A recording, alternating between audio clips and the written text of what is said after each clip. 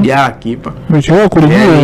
Yani kwenye hii sijui mimi nikiwakuta watu wapo kwenye mjadala kumzungumza Diarra kumfananisha na kipa mwingine kwa Tanzania, mimi naondoka kaka. Kwa nini? Siwezi nikakaa kuendelea kwa sababu sioni fact, yani sioni kipa mwingine anaweza kumzidi Djigui Diarra kwa sasa hivi hapa Tanzania.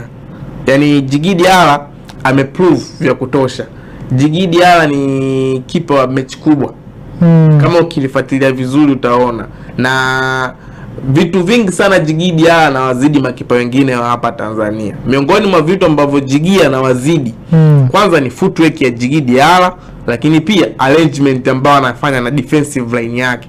Djigui unajua anajua kupanga timu.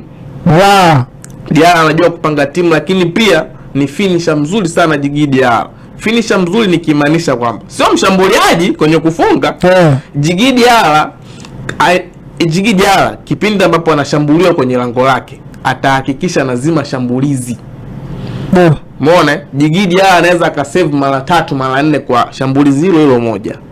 Kipa mwingine kusave mara 3 mara 4 ni ngumu, lakini Djigui Diarra na hiyo nguvu na na hiyo akili pia. So Djigui is the best.